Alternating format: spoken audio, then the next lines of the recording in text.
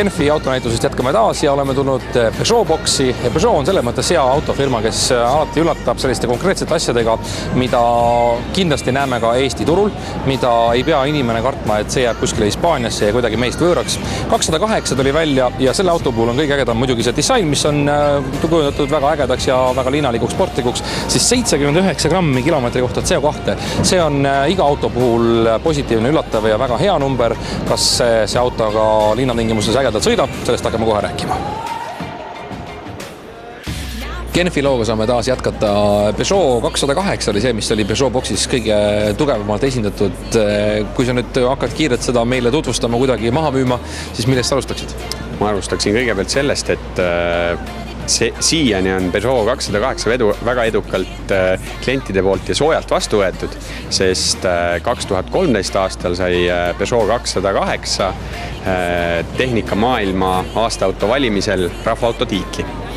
Ja tõsi ta on, et Genfis nüüd esitletud see uuenenud versioon näeb kindlasti modernsem ja kaasaegsemate joontega välja. Põhilised muutused on seal sõiduki esiosa disainis, et sisemine mugavus, see, mis tal täna oli, juhtimine, see on kõik jäetud samaks, sest et ta oli ka üks esimesi autosid mudelirivis, kus oli see pisem rool ja puuteekraan, kus oli niisugune hea kooslus loodud selle just nende kõige paremate linnatingimuste nagu jaoks selle mudeli puhul. No nüüd on sinna, vaatan ka 79 grammi kilomeetri kohta CO2.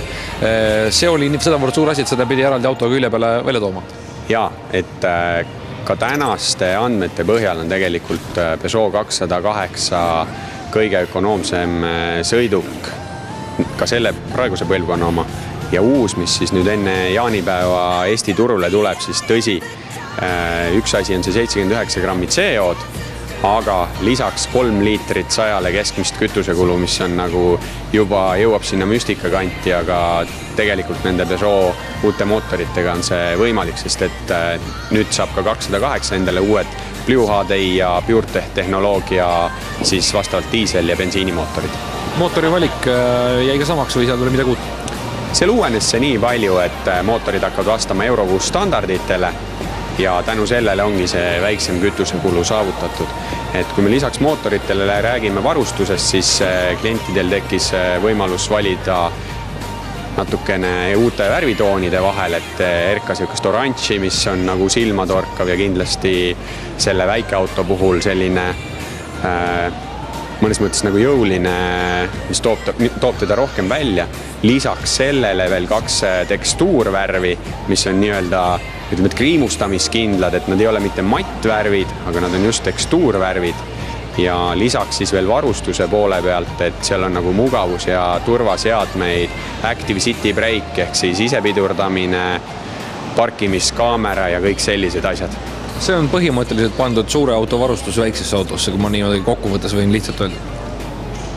Teatud võtmes see võib niimoodi tunda, sest et kõik need varustused on ju meile tuttavad tegelikult tõsi tunduvalt suuremate sõidukite pealt. Aga tänapäeva maailm on, et kui kõik asjad on sul taskus telefoniga kaasas, sinu e-mailid ja muusika, siis ka autotööstus liigub selles suunas, et võimalikus igas segmendis oleks see sama asi mugavalt kasutatav, et seal ongi näiteks ühendavuse poole pealt on selline uus tehnoloogia, et mirror screen lahendus, kus siis sul on võimalik peegeldada oma sõiduki keskseadmesse oma telefonis olevad aplikatsioonid, muusika ja mugavamalt kõike seda kasutada, kui see tänane Bluetooth ühendus on lubanud.